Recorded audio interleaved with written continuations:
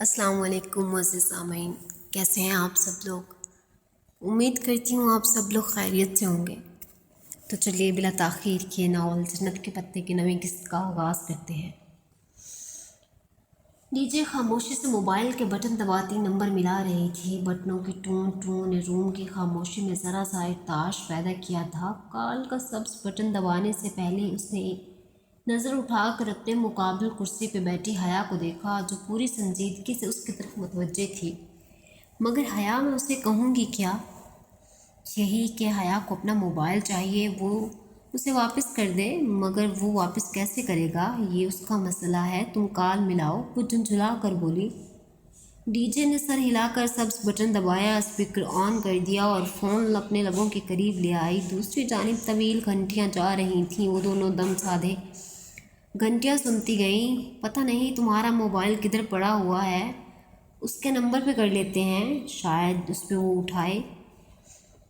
تبھی کال اٹھا لی گئی۔ ہیلو، وہ جہان ہی تھا، اصلی مصروف انداز۔ السلام علیکم، میں خدیجہ بول رہی ہوں۔ دس از جہان، خدیجہ۔ ایسا ہے کہ یہ فون میرے پاس ہے۔ حیا ریسٹورنٹ بھول گئی تھی، وہ مصروف سا لگ رہا تھا۔ پیچھے بہت سے لوگوں کے بولنے کی آواز آ رہی تھی، شاید وہ ریسٹورنٹ میں تھا۔ مجھے پتہ ہے، اس لیے تو کال کی ہے۔ اوکے، وہ گہری سانس لے کر بولا۔ حیا کدھر ہے؟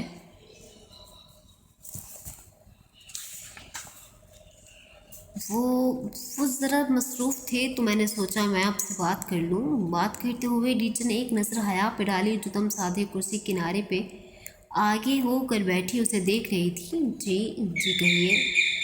بات یہ تھی کہ میں اور حیا کل پرنسس آئی لینڈ، شہزادوں کے جزیروں پہ جانے کا سوچ رہے ہیں۔ ان فیکٹ ہم پرنسس آئی لینڈ کے سب سے بڑے جزیرے بیو کدا جائیں گے۔ حیا نے ناسمجھی سے الجھ کر اسے دیکھا، پھر نفی میں سر ہلا کر رکا، مگر وہ مزے سے کہے جا رہی تھی۔ اوکے، تو آپ کو فون چاہیے؟ نہیں، فون آپ اپنے پاس رکھیں، عیش کریں، ہمیں بس کمپنی چاہیے۔ ڈی جے ذلیل، وہ بنا آواز کے لب ہلا کر چلائی، ڈی جے کی کونی مروڑ کر، مگر ڈی جے ہاتھ چھڑا کر اٹھی اور دروازے کے قریب جا کھڑی ہوئی۔ کل تو میں ذرا مصروف ہوں، آپ کے ساتھ نہیں چل سکوں گا، تو پرسوں صبح چلتے ہیں۔ شش نہیں، وہ ہاتھ سے اشارے کرتی اسے باز رکھنے کی کوشش کر رہی تھی۔ پرسوں تو مجھے شہر سے باہر جانا ہے، وہ کہہ رہی تھی۔ پھر جمعے کو میری ایک اہم میٹنگ ہے، اور بیو قدم میں تو پورا دن لگ جاتا ہے۔ پھر تو آپ ہفتے کو بھی مصروف ہوں گے، ڈی جے نے مایوسی سے کہا، تو دوسری جانب چند لمحے کی خاموشی چھا گئی۔ ان فیکٹ ہفتے کو میں واقعی فارغ ہوں۔ ٹھیک ہے، ہفتے کو میں آپ کے ساتھ چل سکتا ہوں۔ وہ جیسے بہت بادل نخواستہ تیار ہوا۔ بس پھر ٹھیک ہے، ہم صبح والی گورسل سے کدی کوئی کی بندرگاہ پہ پہنچ جائیں گے۔ آپ بھی 7 بجے سے پہلے ادھر ہمارا انتظار کیجیے گا، وہاں سے ہم پھر اکٹھے فیری میں سوار ہوں گے۔ ٹھیک میڈم۔ اور ہاں، تب تک آپ ہمارا فون استعمال کر سکتے ہیں، میں آپ کا احسان تعمیر یاد رکھوں گا۔ وہ ذرا سا ہنس کر بولا۔ وہ فون بند کر کے واپس آئی تو حیا خاموشی سے اسے گھور رہی تھی۔ ڈی جے واپس کرسی پہ بیٹھی اور بڑے لاپرواہ انداز میں میز سے میگزین اٹھا کر صفحے پلٹنے لگی۔ کیا ضرورت تھی اسے ساتھ چلنے کا کہنے کی؟ ہم اکیلے بھی تو جا سکتے تھے، کیونکہ مجھے اس کی شادی شدہ ہونے میں بھی ابھی تک شک ہے۔ اب وہ ایک صفحے پہ رک کر بغور کوئی تصویر دیکھ رہی تھی۔ ویسے اس کی بیوی کہاں ہوتی ہے؟ یہیں استنبول میں۔ وہ بددلی سے پیچھے ہو کر بیٹھی۔ اس کی کیا اپنی بیوی سے کوئی لڑائی ہے؟ کبھی ذکر نہیں کرتا اس کا۔ شاید میں نے اس موضوع پہ کبھی بات نہیں کی۔ ویسے بھی جہان کا نکاح بچپن میں ہی ہو گیا تھا، اب پتہ نہیں اس کو خود اپنے نکاح کا علم ہے بھی یا نہیں، کیونکہ وہ کبھی ذکر نہیں کرتا۔ شاید پھپھو نے اس سے چھپا رکھا ہو۔ بچوں والی باتیں کرتی ہو تم بھی۔ نیچے چہرہ اٹھا کر خفکی سے اسے دیکھا۔ آج کے دور میں ایسا کہاں ممکن ہے کہ کسی کا نکاح ہو اور اسے علم بھی نہ ہو؟ یقیناً اسے پتہ ہوگا، مگر یہاں سوال یہ ہے کہ نکاح اس کا جس سے بھی ہو، تم اس کی اتنی کیئر کیوں کرتی ہو؟ ڈی جے پھر مسکراہٹ دبائے رسالے کی طرف متوجہ ہو گئی۔ کیونکہ اس کا نکاح مجھ سے ہوا ہے، وہ آہستہ سے بولی، تو ڈی جے نے ایک جھٹکے سے سر اٹھایا۔ یعنی اوہ گاڈ، تمہارا اس سے نکاح ہوا تھا؟ تو وہ تمہارا کیا لگا؟ सौतेला मामू लगा। वो बिगड़ कर बोली और अपने बंक की तरफ बढ़ गई। ओ माय गॉड, तुमने मुझे इतनी बड़ी बात नहीं बताई। मुझे अभी तक बेयकीन थी, अब बता तो दी है ना। अब जाओ, क्लास का टाइम होने वाला है और मैं आज कैंपस नहीं जाऊंगी। वो ऊपर अपने बिस्तर में फिर से लेट गई और कंबल मुंह पे डाल लिया। बहुत जलील हो तुम आया। ओह गॉड, वो तुम्हारा हस्बैंड है। डीजे अभी तक हैरान थी। और अरे 8 बज गए। वो मैगज़ीन फेंक कर उठी और खिड़की के सामने जाकर खड़ी हुई। फिर स्लाइड खोलकर चेहरा बाहर निकाल कर लबों के गिर्द दोनों हाथों का प्याला बनाए बआवाज़ बुलंद चिल्लाई, गुड मॉर्निंग डीजे। नी ने दूर नीचे से किसी लड़के ने जवाबी हाँक लगाई। जालील बुझलकर और ज़ोर से चिल्लाई, चुप करो, मुझे सोने दो। हया ने तकिया खींच कर उसे दे मारा, मगर वो उसे खिड़की के पास खड़ी सदाएं लगाती रही। वो यूनिवर्सिटी की बैरूनी इमारत से सीढ़ियाँ उतर रही थी जब उसका मोबाइल बजा। वो वहीं तीसरी सीढ़ी पर रुकी, फाइल और किताबें दूसरे हाथ में मुंतकिल की और बारी बारी कोट की दोनों जेबें खंगाली। फिर अंदरूनी जेब में हाथ डाला और चिंगाड़ता हुआ मोबाइल बाहर निकाला। ये उसका पाकिस्तानी सिम वाला फ़ोन था। दूसरा मोबाइल जहान के पास होने के बायस वो आजकल उसे ही इस्तेमाल कर रही थी। चमकती स्क्रीन पर तुर्की का कोई गैर शनासा नंबर लिखा आ रहा था। नंबर किसका था उसे कतन याद ना आया। नंबर याद रखने के मामले में वो बहुत चोट थी। उसे अपने पाकिस्तानी मोबाइल नंबर तक के आखिरी 2 हिस्से भूलते थे और तुर्की वाला तो खैर सिरे से याद ना था। हेलो। वो फ़ोन कान से लगाए हुए वही सीढ़ी पे बैठ गई। कंधे से बैग उतार कर एक तरफ रखा और फाइलिंग गोद में, जहाँ तेरा नक्श कदम रखते हैं, ख़याबा ख़याबा इरम देखते हैं। आवाज़ अजनबी थी भी और नहीं भी, मगर उसका लवज, उतार चढ़ाव और अंदाज सब शनासा था। वो लब भेज गई, अब्दुल रहमान बात कर रहा हूँ और बात करने की इजाज़त चाहता हूँ।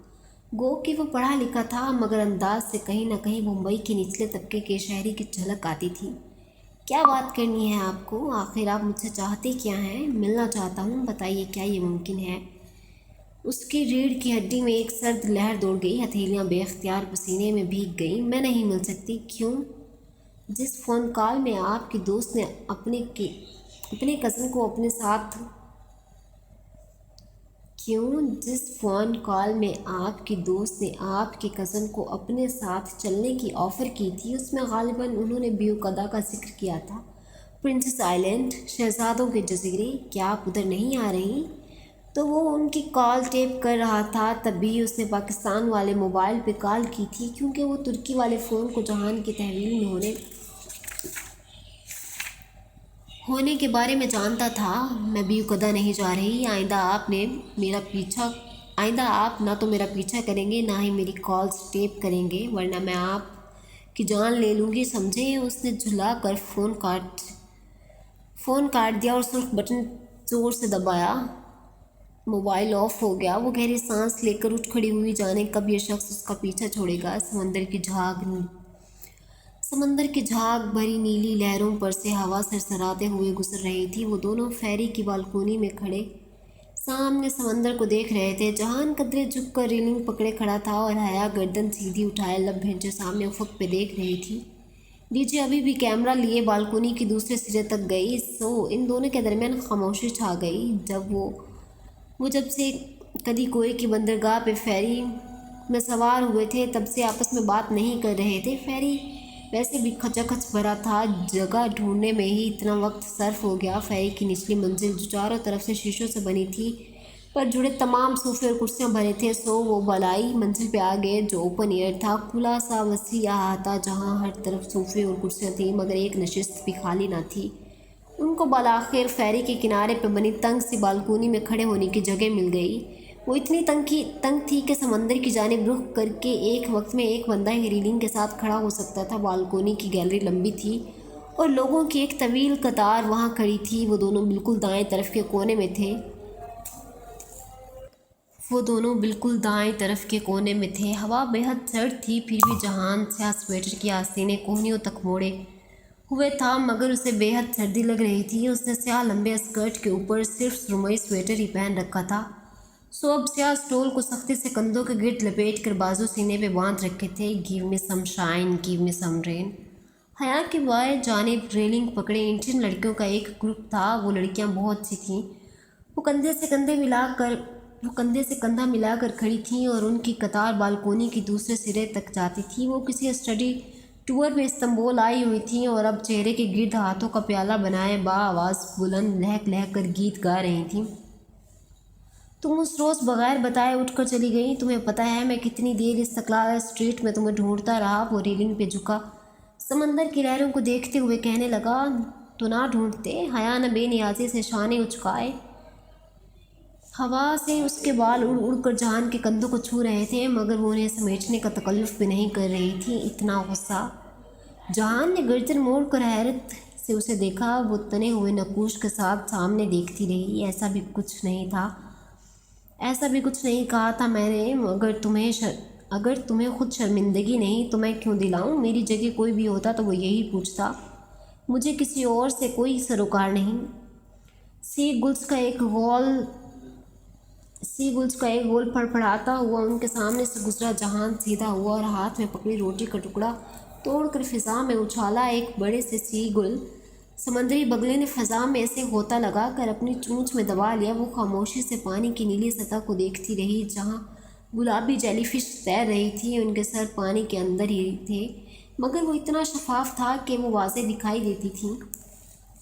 کیا میرا اتنا بھی حق نہیں ہے حیا کہ میں پوچھ سکوں کہ وہ شخص کیوں تمہارے پیچھے پڑا ہوا ہے؟ پوچھو، ضرور پوچھو، مگر اسی سے جا کر پوچھو۔ مگر میں نہیں جانتا کہ وہ کون ہے۔ میں بھی نہیں جانتی کہ وہ کون ہے۔ آج وہ جہان کے لیے وہی حیا سلیمان بن گئی تھی جو وہ ہر ایک کے لیے تھی۔ خود کو جس شخص کے سامنے جھکا لیا تھا، اب اس کے سامنے اٹھانا بھی تھا۔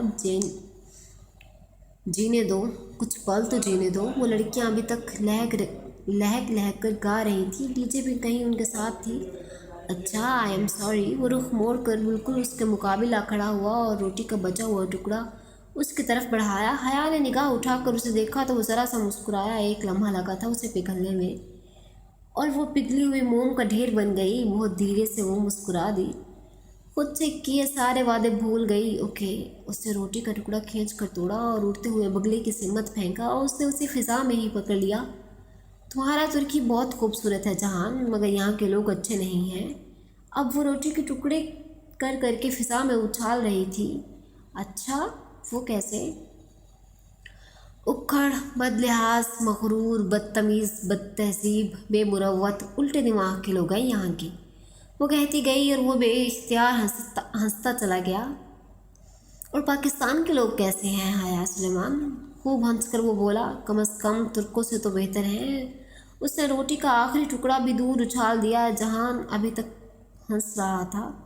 Give me some shine, give me some rain, give me another chance to grow up again۔ لڑکیاں اسی طرح مگن سی گا رہی تھیں۔ وہ تینوں ساتھ بیو قدم میں اس بلکھاتی سڑک پر سے نیچے اتر رہے تھے۔ حیا ہاتھ میں اسٹول اور دوسرے سے اڑتے والوں کو سمیٹ کر پکڑے ہوئے چل رہی تھی۔ اسے یوں لگ رہا تھا کہ وہ پرانے زمانوں میں چل رہی ہے۔ ایک قدیم جزیرے، یہ جو ساری دنیا سے الگ تھلگ سمندر کے درمیان واقع تھا، وہ صدیوں پرانے شہزادوں کے جزیرے تھے۔ وہ خود کوئی امر ہو شہزادی تھی۔ وہ خود کوئی امر ہوئی شہزادی تھی۔ شہزادوں کے جزیرے یا پرنسس آئی لینڈ، ترک میں ادالار یعنی ادا یعنی کسی جزیرے، اور لار یعنی شہزادے کے، مرمرہ کے سمندر میں قریب قریب واقع 9 جزیروں کے گروہ کو کہا جاتا تھا۔ گئے وقتوں میں سلاطین اپنے تخت و تاج کے لیے خطرناک لگتے شہزادوں کو جلاوطن کر کے ان 9 جزیروں پہ بھیجا کرتے تھے، جس سے ان کا نام پرنسس آئی لینڈ پڑ گیا تھا۔ بیوک ادا میں ان میں سے سب سے بڑا جزیرہ بیوک یعنی بڑا، اور ادا یعنی جزیرہ۔ بیوک ادا دنیا کی ٹریفک رش اور ہنگامے سے دور ایک پرسکون چھوٹا سا جزیرہ تھا۔ وہاں گاڑیاں، بسیں اور دوسری آٹوز نہیں ہوتی تھیں۔ سفر کرنے کے لیے قدیم وقتوں کی طرح گھوڑا گاڑیاں اور بگیاں تھیں، یا پھر بائی سائیکل۔ ڈی جے و جہان اس سے چند قدم آگے نکل گئے، اور وہ قدیم زمانوں کے رومانس میں کھوئی ذرا پیچھے رہ گئی۔ وہ دونوں باتیں بھی کر رہے تھے، ان میں اب خاصی بے تکلفی ہو چکی تھی۔ جہان اسے ریسٹورنٹ کے متعلق کچھ بتا رہا تھا۔ یہاں بہت زیادہ اقسام کے کباب ملتے ہیں، غالباً 150 اقسام کے، اور ہر ریسٹورنٹ یا तो सूप फ्री देता है या एप्पल टी। वो बेतवज्जी से उनकी बातें सुनती कदम उठा रही थी। उस जगह सड़क दोनों अतराफ से रेस्टोरेंट में घिरी थी। उनके दरवाजे खुले थे और सामने बरामदों में शेड्स तले कुर्सियां मेज़ें बिछी थीं। सियाहों का एक हजूम हरसू फैला था। सड़क के वस्त में एक जगह मजमा सा लगा था। वो तीनों भी बेख्तियार देखने के लिए रुक गए। सियाहों के हजूम के दरमियान गिरी वो एक खूबसूरत सी तुर्क बच्ची थी। वो गहरे जामनी बगैर आस्तीन फ़्रॉक में मलबूस थी और घुंघराले बाल कंधों पे आगे डाल रखे थे। वो रेड कारपेट पे खड़ी किसी अदाकार की तरह कमर पे हाथ रखे एक मासूम सा पोस्ट बनाए खड़ी थी और इर्द गिर्द में खड़े सियाह खटाखट अपने कैमरों में उसकी तस्वीरें मुकीद कर रहे थे। वो हर तस्वीर के बाद ज़रा मुख्तलिफ अंदाज से खड़ी हो जाती और चेहरे पे मासूमियत तारी किए कभी आंखें टिपटपाती, कभी ठोड़ी तले हाथ रखती, कभी मुस्कुराती, कभी नाक सिकोड़ती। शायद एक तो सियाह उसकी तस्वीर बनाने रुके होंगे तो देखा देखी मचमा लग गया होगा। वो और डीजे भी फ़ौरन अपने कैमरे निकाल कर तस्वीरें बनाने खड़ी हो गई। उस बच्ची के पोज इतने प्यारे थे कि तस्वीर बना कर भी उनका दिल नहीं भर रहा था। थोड़ी देर बाद हया ने लम्हे भर का तवक्कुफ़ करते हुए चेहरा उठाया तो देखा जहान साथ खड़ा लब भेंचे कदरे नागवारी से ये सारा मंजर देख रहा था। वो शाने उचकाए फिर से स्याहों के जमघट्टे में खड़ी बच्ची की तरफ मतवज्जे हो गई। यार उम्र देखो इसकी और एक्शन कैसे मार रही है। डीजे हंसते हुए तस्वीर खींच रही थी। दफ्तर मंच में कुचीर कर एक लड़की तेज़ी से आगे बढ़ती दिखाई दी। उसने लंबे स्कर्ट और खुले से स्वेटर के ऊपर भूरा सा स्कार्फ चेहरे के गिर्द लपेट रखा था। उसकी रंगत सुनहरी थी और आंखें भूरी थीं। वो 16-17 बरस की लगती थी। बाएं कोहनी पे उसने टोकरी डाल रखी थी जिसमें जंगली फूल थे। वो माथे पे त्योरियां लिए आगे बढ़ी और सख्ती से उस बच्ची का बाजू पकड़ा। बच्ची घबरा कर पलटी और जैसे ही उस लड़की को देखा उसके लबों से होले से निकला आयशे गुल। जवाबन वो भूरी सब्ज आंखों वाली तुर्क लड़की गुस्से से कुछ कहती हुई उसका बाजू पकड़कर मजमे में से रास्ता बनाकर उसे ले जाने लगी। वो तुर्क जो कह रही थी वो ऐसा था कि सियाह फ़ौरन पीछे हटने लगे। रेड कारपेट शो ख़त्म हो गया। बच्ची अब मज़ामत करते चिड़चिड़ेपन से कुछ कह रही थी। वो लड़की जिसका नाम शायद आयशे गुल था मुसलसल बोलती हुई उसे लेकर जा रही थी। उसकी भूरी आंखों में गुस्सा भी था और दुख भी, शायद नमी भी। हया गर्दन मोड़ कर उनको जाते देखती रही। आओ तुम्हें व्यू कदा दिखाता हूँ, हाँ जहान की आवाज़ पे वो चौंकी। फिर खफीफ सा सर झटक कर उसके साथ आगे बढ़ गई। जहान ने एक बग्घी रोक दी थी। डीजे ने अलबत्ता 4 लीरा फी घंटे के हिसाब से साइकिल किराए पे ले ली थी और अब वो उस पर सवार हो रही थी। हया बग्घी के करीब आई तो जहान ने एक तरफ होकर रास्ता दिया। वो शाहाना सी बग्घी ऊपर से खुली थी। आगे एक घोड़ा जता था, उसके साथ बग्घी बान लगाम थामे बैठा था। पीछे एक खूबसूरत से दो अफराद के बैठने के लिए नशिस्त बनी थी जिसपे सुनहरी नक्शो निगार बने थे। वो एहतियात से ऊपर चढ़ी। मखमली शाही नशिस्त नहायत गुदास थी। वो दोनों एक साथ ही उस पे बैठे।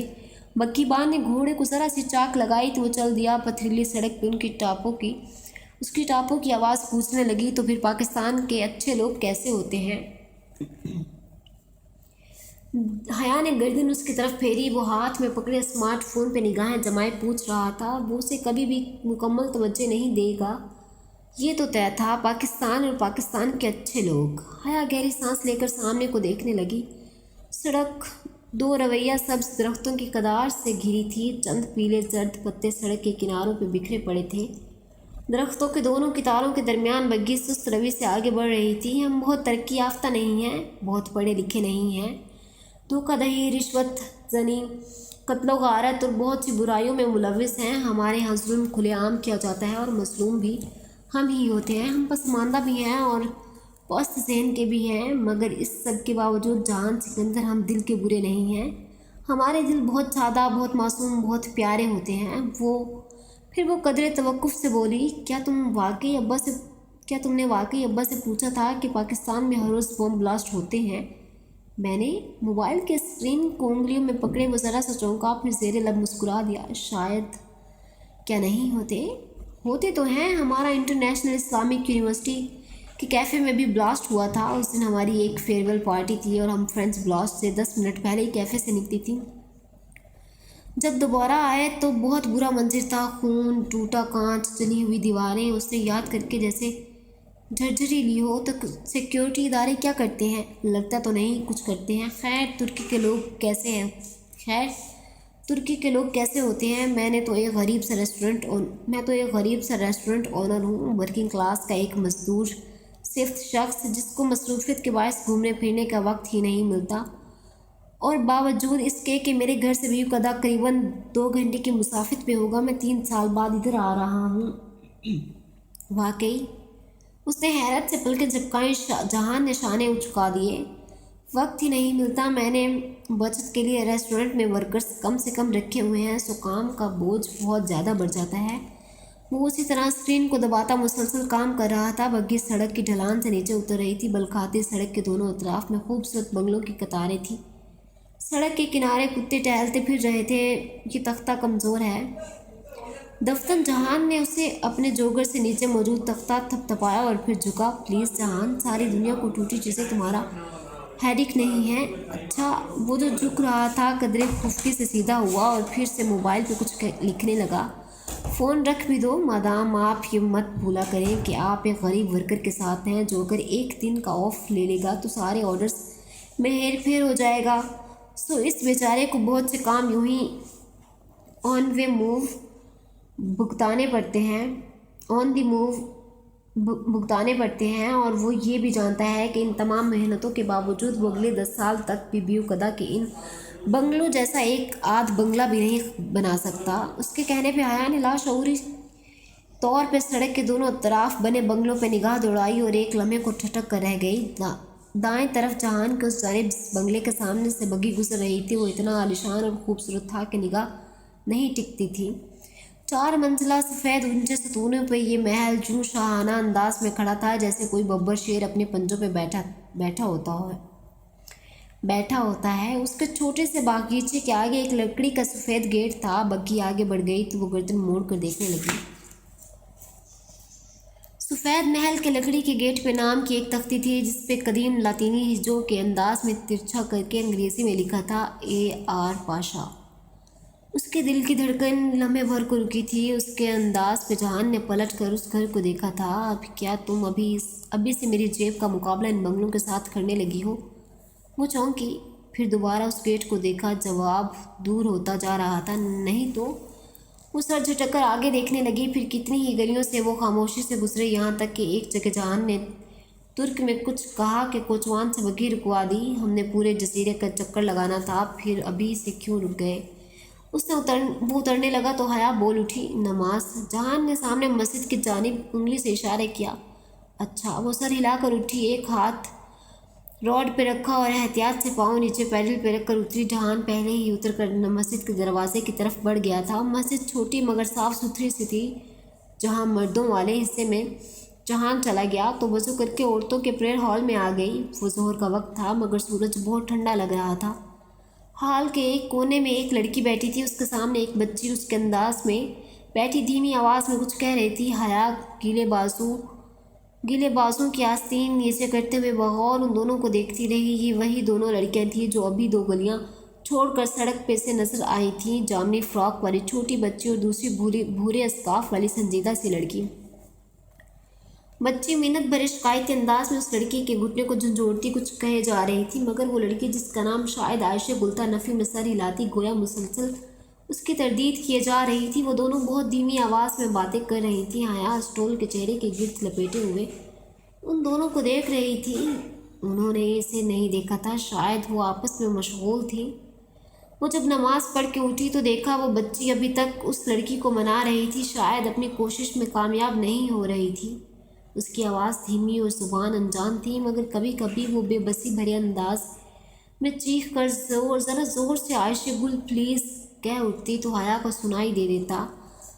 ایک آخری نگاہ ان دونوں پہ ڈال کر وہ باہر آ گئی۔ مسجد کے برآمدے میں وہ تنہا نماز پڑھ رہا تھا۔ حیا ننگے پاؤں چلتی ہوئی برآمدے تک آئی اور ایک ستون سے ٹیک لگا کر کھڑی ہو گئی۔ ہوا سے اس کا لیا دوپٹہ سر سے پشت تک پھسل گیا۔ سامنے چند قدم کے فاصلے پہ وہ سجدے میں جھکا تھا، نیلی جینز اور اوپر سیاہ سویٹر۔ جہان سکندر کا ایک مخصوص لاپرواہ سا حلیہ۔ وہ ایک مسکراہٹ کے ساتھ سر ستون سے ٹکائے اسے دیکھے گئی۔ وہ اب سجدے سے اٹھ کر تشہد میں بیٹھ رہا تھا، ہر کام بہت پھرتی سے کرنے والا۔ جہان سکندر نماز بہت ٹھہری ہوئی اور پرسکون تھی۔ وہ چونکہ اس سے ذرا پیچھے کھڑی تھی تو یہاں سے اس کا صرف ہلکا سا رخ نظر آتا تھا۔ گردن کی پوشت اور ذرا چہرے کا دایاں حصہ وہ گردن جھکائے پڑ رہا تھا۔ پھر اس نے دائیں رخ سلام کے لیے گردن موڑی تو حیا کو بالآخر اس کا چہرہ نظر آیا۔ وہ زیر لب مسکراتے اسے دیکھے گئی، دوسری جانب سلام پھیر کر اس نے دونوں ہاتھ دعا کے لیے اٹھائے۔ چند لمحے وہ یوں ہی بیٹھا دعا مانگتا رہا، پھر ایک گہری سانس لے کر ہاتھ چہرے پہ پھیرتا وہ کھڑا ہوا اور واپس مڑا تو اسے ستون کے ساتھ کھڑے دیکھ کر مسکرایا۔ تم انتظار کر رہی تھی؟ وہ ذرا مسکرا کر کہتا ہوا اس کی طرف آیا تو حیا نے اس بات میں سر ہلا دیا۔ وہ دونوں ساتھ ہی باہر آئے تھے جہان چوکھٹ پر۔ جب وہ جھک کر کھڑا جوگرز پہن رہا تو حیا نے اسے پکارا، تم مذہبی ہو؟ تھوڑا بہت، وہ تسمہ باندھ رہا تھا۔ لگتے نہیں ہو۔ تسمے کی گرہ لگاتے اس کی انگلیاں تھمیں۔ اس نے سر اٹھا کر قدرے ناسمجھی سے حیا کو دیکھا۔ میں کیا کرتا ہوں تو مذہبی لگتا؟ یہ تو مجھے نہیں پتا۔ ویسے تم نے دعا میں کیا مانگا؟ میں نے زندگی مانگی۔ وہ تسمہ بند کر کے اٹھ کھڑا ہوا۔ زندگی؟ حیا نے اس کا چہرہ دیکھتے ہوئے دہرایا۔ وہ اب عادتاً سویٹر کے آستینے موڑ رہا تھا۔ انسان وہی چیز مانگتا ہے جس کی اسے کمی ہوتی ہے۔ سو میں ہمیشہ زندگی مانگتا ہوں۔ اگر زندگی ہے تو سب خوبصورت ہے، نہیں تو سب اندھیر ہے۔ وہ دونوں سڑک کے کنارے ساتھ ساتھ چلنے لگے۔ خوبصورتی کیا ہوتی ہے جہان؟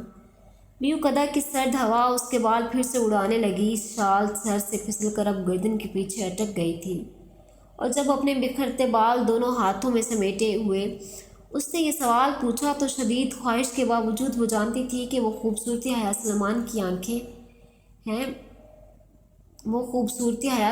کی آنکھیں ہیں، جیسے کوئی بات نہیں کہے گا۔ مگر جو اس نے کہا وہ حیا سلیمان کو قطعاً غیر متوقع تھا۔ علی کرامت کی ماں؟ کیا؟ اس نے ناسمجھی سے جہان کو دیکھا۔ وہ سامنے دیکھتے ہوئے قدم اٹھا رہا تھا۔ میرے لیے خوبصورتی علی کرامت کی ماں پہ ختم ہو جاتی ہے۔ علی کرامت میرا ایک اسکول فیلو تھا۔ ایک دفعہ میں اس کے گھر گیا، تب میں نے اس کی ماں کو دیکھا۔ وہ بہت خوبصورت خاتون تھیں۔ وہ ڈاکٹر تھیں اور اس وقت ہسپتال سے آئی تھیں۔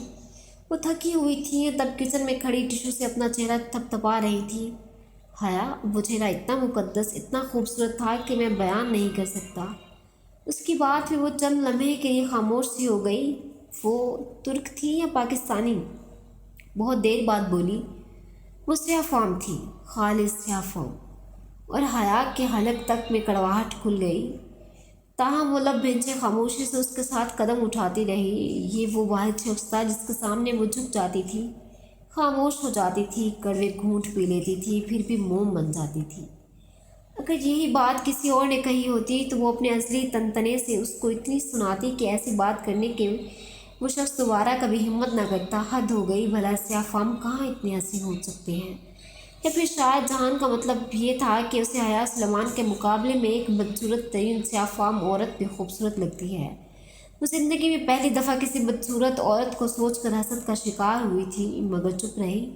سپہر ڈھلنے کو تھی تو وہ واپسی کی تیاری کرنے لگے۔ بیوقدہ جزیرے کی گلیوں میں چل چل کر اب اس کے پاؤں دکھنے لگے تھے۔ ڈی جے واپسی پہ پھر سے بالکونی میں کھڑے ہونے کے لیے قطعی راضی نہ تھی۔ اس کا پورا ارادہ فیری میں گھس کر، چاہے پیار سے چاہے لڑ جھگڑ کر، مگر بیٹھنے کے لیے نشست ڈھونڈنے کا تھا۔ جہان کو ٹکٹ لینے میں خاصی دیر لگ گئی۔ 5 بجے والی فیری شام کو آخری فیری تھی۔ سو سیاحوں کا سارا ہجوم ٹکٹ گھر کی کھڑکی کے آگے موجود تھا۔ اب اس کے بعد اگلا جہاز رات 8 بجے چلنا تھا، اور پھر اگلی صبح تک کوئی جہاز نہیں آتا۔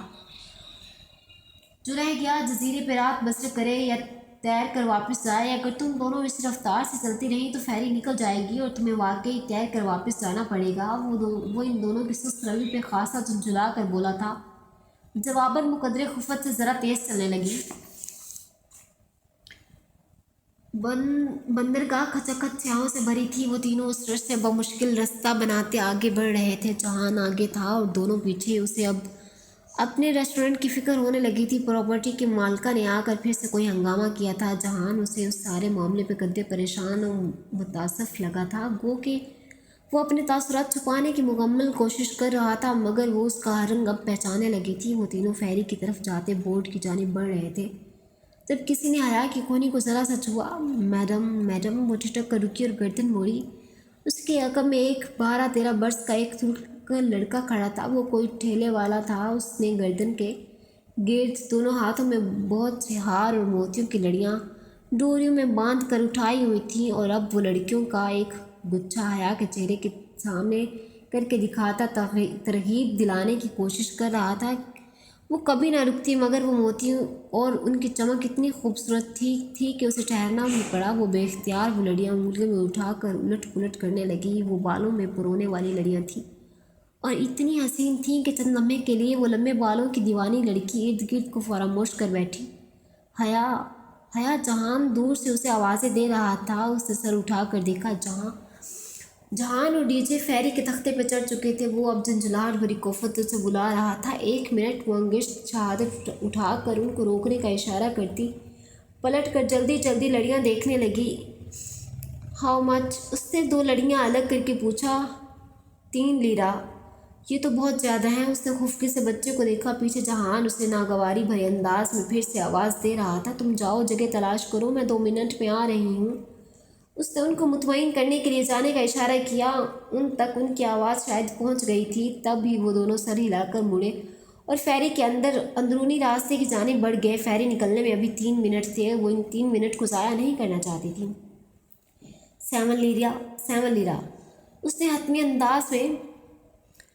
حتمی انداز میں لڑکے کو کہا اور پیسے نکالنے کے لیے سنہری کلچ کھولا۔ اس سے قبل کہ وہ نوٹ نکالتی، لڑکے نے ایک دم پرس جھپٹا اور بھاگ کھڑا ہوا۔ لمحے بھر کو اسے سمجھ نہیں آیا کہ ہوا کیا ہے۔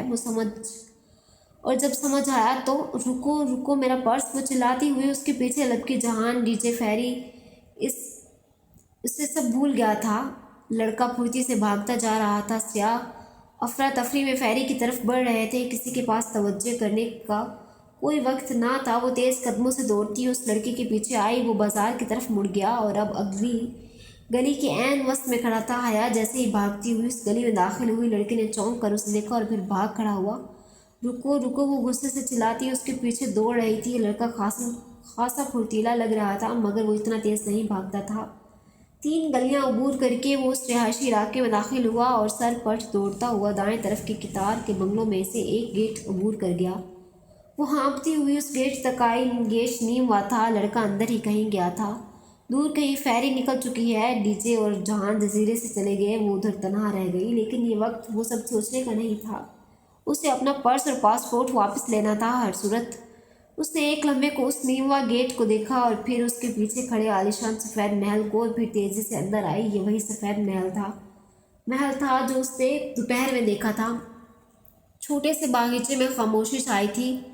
شام کے پردے اب نیلے پڑ رہے تھے۔ وہ پھولتے سانس کو ہموار کرتی متذبذب سے چلتے بنگلے کے داخلی دروازے تک آئی اور بیل کی تلاش میں ادھر ادھر دیکھا۔ لکڑی کا اونچا دروازہ قدیم طرز کا بنا تھا۔ اس کے آس پاس بیل نامی کوئی شے نہ تھی۔ وہ کیا کرے؟ یوں منہ اٹھا کر کسی کے گھر کیسے گھس جائے؟ مگر وہ بھی تو اس گھر میں چھپنے کی نیت سے داخل ہوا تھا۔ اسے بہرحال اندر جانا تھا۔ ایک مصمم ارادہ کر کے اس نے کندھے پہ پھسلتی شال درست کی اور دروازے کا سنہری ناپ گھمایا۔ اور قدیم وقتوں کا کوئی امر ہوئی شہزادی تھی جو راستہ بھٹک کر اس جزیرے پہ آ نکلی تھی اور اب سلطان کے محل کے سامنے کھڑی تھی۔ دروازہ چرچر کی آواز کے ساتھ کھلتا چلا گیا اور اندر ہر سو اندھیرا تھا۔ اس نے چوکھٹ پہ قدم دھرا۔ ہلو! وہ 2 قدم مزید آگے آئی اور پکار اس کی آواز کی گونج در و دیوار سے ٹکرا کر پلٹ آئی۔ وہ کسی لابی میں کھڑی تھی۔ وہاں نیم تاریکی سی چھائی تھی۔ صرف کھلے دروازے سے آتی شام کی نیلگوں روشنی میں آگے جاتی راہداری سی نظر آ رہی تھی۔ اس کا دل عجیب سی بے چینی اور خوف میں گھرنے لگا تھا۔ کوئی ہے؟ اب کہ اس نے پکارا تو آواز میں ذرا ارتعاش تھا۔ ایک دم اس کے عقب میں ٹھاک کے ساتھ دروازہ بند ہوا اور کلک کے ساتھ لاک لگنے کی آواز آئی۔ وہ گھبرا کر پلٹی اور دروازے کی طرف لپکی۔ ڈور ناپ تاریکی میں بامشکل اس کے ہاتھ لگا۔ اس نے زور سے ناپ کھینچا، پھر گھمایا، مگر بے سود۔ دروازہ باہر سے بند کیا جا چکا تھا۔ اوپن دی ڈور! وہ دونوں ہاتھوں کی ہتھیلیوں سے لکڑی کا دروازہ پیٹنے لگی، ساتھ ہی خوف زدہ سی دبی دبی آواز میں چلا بھی رہی تھی، شہزادیوں کے جزیرے میں خوش آمدید! کسی نے بہت دھیرے سے اس کے عقب میں کہا تھا۔ شہزادیوں کے جزیرے میں خوش آمدید! کسی نے بہت آہستہ سے اس کے عقب میں کہا تھا۔ وہ کرنٹ کھا کر پلٹی۔ लॉबी तारीक थी, अलबत्ता अंदर की सिमत मूर्ति राहदारी के आखिरी सिरे पे कोई टिमटिमाती सी जर्द रोशनी दिखाई दी। वो आवाज़ भी वहीं से आई थी। उसने पलटकर आखिरी बार दरवाजे की नोक को घुमाया। वो जामिद रहा। अब उसे उस महल से निकलने का कोई दूसरा रास्ता तलाश करना था। जो बेवकूफ़ी वो कर चुकी थी उसे अंजाम तक पहुंचाना था। वो आंखें सुकेड़ कर अंधेरे में देखती आगे बढ़ी तारीक राहदारी कि उस पार कोई बड़ा सा कमरा था, शायद लिविंग रूम। घुप अंधेरे में वो ज़रा सी मोमबत्तियों की रोशनी में वहीं से आ रही थी। कौन? उसने चौकन्ने अंदाज में पुकारा। वो लिविंग रूम की चौखट पे आन खड़ी हुई थी और उसकी खुशामदीद कहने वाली औरत वहीं सामने ही थी। लंबे स्कर्ट और स्वेटर में मलबूस स्कार्फ चेहरे के गिर्द लपेटे वो झुर्रियों जर्द चेहरे वाली एक मुअम्मर खातून थी। वो लिविंग रूम के दूसरे सिरे पे खड़ी थी, हाथ में एक पकड़ी मोमबत्ती से स्टैंड पे रखी मोमबत्तियों को जला रही थी। एक एक करके सर्द पड़ी मोमबत्तियां जलने लगी थीं। आ जाओ, अंदर आ जाओ। लंबी मोमबत्ती से ऊपर नीचे अटकी मोमबत्तियां जलाते हुए उन्होंने उसे नरमी से कहा। वो अपनी जगह से नहीं हिली, बिना पलक झपके उस पर तैश लिविंग रूम के वस्त में रखी मेज़ को देखे गई, जिस पे रखा सुनहरे सितारों वाला क्लच मोमबत्तियों की हल्की सर्द रोशनी में चमक रहा था। ये तुम्हारा पर्स है, तुम इसे ले सकती हो। अगर मुझे यकीन होता कि तुम मेरे पास सिर्फ मेरे बुलावे पे आ जाओगी तो मैं उस बच्चे को ना भेजती। उसे माफ़ कर देना, उसकी मजबूरी थी। आओ बैठो, खड़ी क्यों हो? वो हाथ में पकड़ी मोमबत्ती लिए अब सामने रखी डाइनिंग टेबल की तरफ बढ़ गई।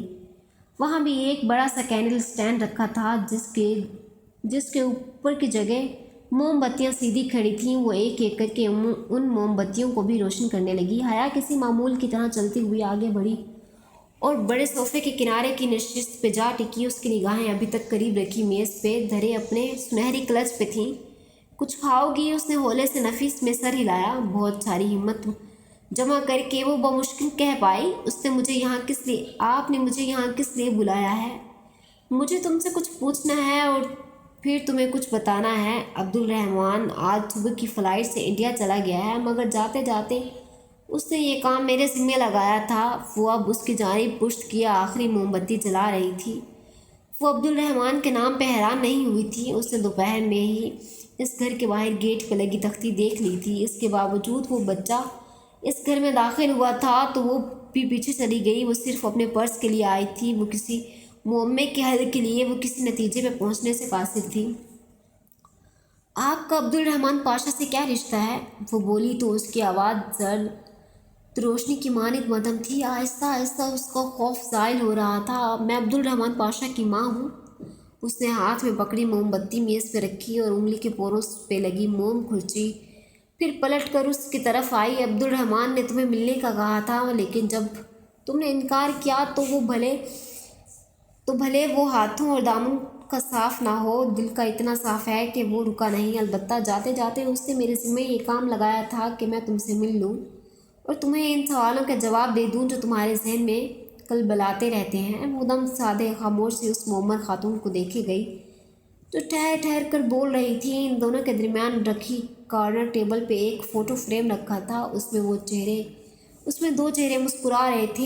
एक वही मुअम्मर खातून और दूसरा उनके साथ एक 35-36 बरस का मर्द जिसके बाल घुंघराले और लंबे थे। आंखों पे फ्रेम लेस चश्मा था, चेहरे पे छोटी सी दाढ़ी जिसमें जगह जगह सफ़ेद बाल झलकते थे। नहायत गहरी सांवली रंगत का वो शख्स बहुत ही आम सा कबूल सूरत मर्द था। इससे पहले कि मैं कुछ बताऊं, तुम अगर कुछ पूछना चाहती हो तो पूछ लो।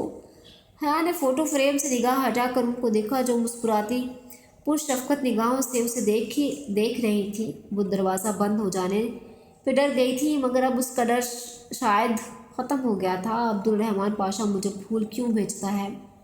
सफ़ेद फूल जो शायद दुश्मनी की अलामत होते हैं। उसके सवाल पे वो होले से मुस्कुराई। हर शख्स का अपना एक अंदाज़ होता है। शायद वो इस तरह फूल इसलिए भेजता है कि वो तुम्हें चौंकाए, तुम्हारी तवज्जो हासिल करे। मगर वो मुझे कैसे जानता है? उसने वो उलझन सामने रखी जो उसको मुसलसल परेशान किए हुए थी। मैं तुम्हें यही बताना चाहती हूँ। उन्होंने एक गहरी सांस ली। दिसंबर में तुमने किसी चैरिटी इवेंट में शिरकत की थी। वो इस्लामाबाद में उस वक्त उसी होटल में था। वहाँ उसने तुम्हें पहली दफ़ा देखा था। उस रात पहली दफ़ा फूल भेजे थे। एकदम से उसकी उस 2-2.5 माह की बेचैनी का इख्तिताम हो गया। उसे फ़ौरन से याद आया जिस रात उसे सबांची की तरफ से सिलेक्शन की मेल आई थी। उस दोपहर उसने वो चैरिटी लंच अटेंड किया था जो ज़ारा की किसी स्टूडेंट के ताउन से मुनक्किद किया गया था। उसमें शहर के कई बिजनेसमैन और दीगर बाअसर शख्सियात ने शिरकत की थी। वो और ज़ारा भी यूं ही चली गई थी। यकीनन उसे अब्दुल रहमान पाशा ने वहीं देखा था। ये मुमकिन था। तुम्हें वो डोली नामे ख्वाजा सिरा तो याद होगा। उसे अब्दुल रहमान ने ही तुम्हारे ताक़ुब में लगाया था। डोली उसके आबाई घर का पुराना खादिम है, बरसों से हमारे साथ है और वो सिर्फ तुम्हारी मदद के लिए तुम्हारे पीछे आता था। जहाँ तक ताल्लुक़ है उस मेजर का जिसको तुमने उसकी माँ और बहन के सामने बेइज्जत किया था, तो उसकी मदद भी अब्दुल रहमान पाशा ने तुम्हारी वीडियो हटवाने के लिए ली थी। ये अलग बात है कि वो मेजर कर्नल गिलानी का बेटा है। कर्नल गिलानी जानती हो कौन है? उसने धीरे से नफ़ी में सर हिलाया। कर्नल गिलानी वो थे जिनको तुम्हारे पुप्पा ने मुल्क छोड़ते हुए अपने किए में फंसा दिया था। बेगुनाह होते हुए भी कर्नल गिलानी ने कई साल सज़ा काटी। गो कि वो बाद में रिहा हो गए थे। उन्होंने कैद की सोबतों में लगने वाली बीमारियों के हाथों ज़िंदगी हार दी। इस मेजर की शादी होने वाली है। उसने तुम्हें सिर्फ अपने किसी ज़ाती मंसूबे के लिए फंसाना चाहा था, मगर तुम बेफिक्र रहो, वो अब तुम्हें तंग नहीं करेगा। तो ये था सारा खेल, एक बाअसर शख्स की अपनी मोहब्बत को पा लेने के लिए इस्तेमाल करदा कुछ मोहरों की कहानी। सारी गुत्थियाँ सुलझ गई थीं। अब आप मुझसे क्या चाहती हैं? वो ज़रा सर्द लहजे में बोली। तुम ये घर देख रही हो, ब्यूकदा में इस वक्त बिजली का कोई पुल मुरम्मत के बायस काम नहीं हो रहा, सो इस इलाके में बिजली बंद है। वरना तुम देखती कि जिस घर में तुम बैठी हो वो ब्यूकदा का सबसे खूबसूरत, सबसे आलीशान महल है। ये दौलत, ये शान और शौकत, ये ताकत, ये सब कुछ, और एक शख्स जो तुमसे वाक़तन बहुत मोहब्बत करता है, ये सब तुम्हारा हो सकता है अगर तुम उसे कबूल कर लो, अगर तुम अब्दुल रहमान से शादी कर लो।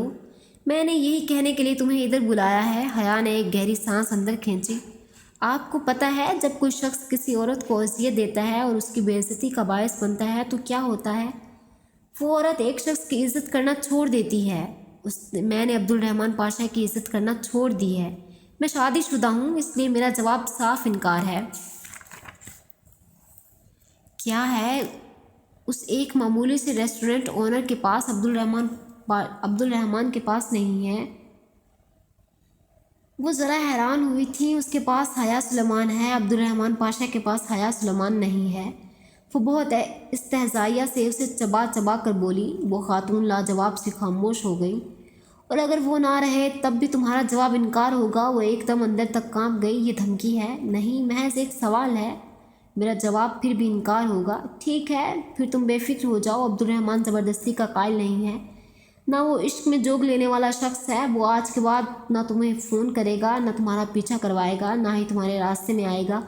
वैसे भी वो 2-2.5 माह से कबल इंडिया से वापस नहीं आएगा और उसके आने तक तुम जा चुकी होगी। उसने मुझसे कहा था कि अगर तुम्हारा जवाब इनकार हो तो मैं तुम्हें इस चीज़ की गारंटी दे दूं कि वो तुम्हें अब कभी परेशान नहीं करेगा। तुम जा सकती हो। आखिरी फेरी 8 बजे निकलेगी। अगर तुम चाहो तो टिकट के पैसे। बहुत शुक्रिया, मेरे पास हैं। उसने अपना क्लच उठाया और तेज़ी से उठी। सुनो, तुम एक अच्छी लड़की हो। कभी दोबारा भी कदा आना हो तो इधर ज़रूर आना। मुझे तुमसे मिलकर खुशी होगी, मगर मुझे नहीं होगी। वो वापस पलट गई। नीम तारीख राहदारी के दूसरे सिरे पे बने दरवाजे का नाब उसने घुमाया तो वो खुल गया। वो दरवाज़ा खोल कर बाहर आ गई। पत्थर बन जाने के खौफ से उसने पीछे मुड़कर नहीं देखा। बाहर शाम की नीलगू रोशनी डूब रही थी। हरसू अंधेरा छाने लगा था। वो दरवाज़ा बंद करके आगे रविश पे आई।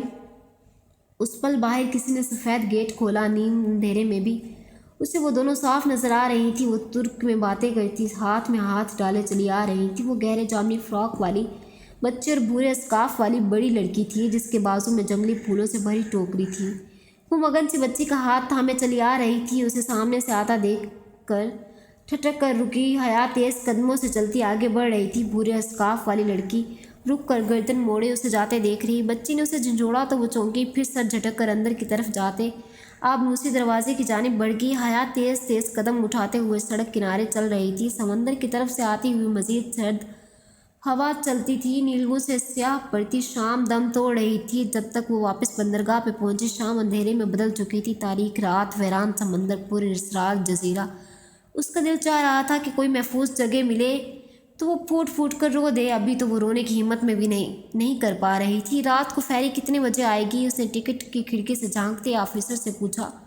उसका मोबाइल जहान साथ लाया था, मगर वो वापस नहीं ले सकी थी।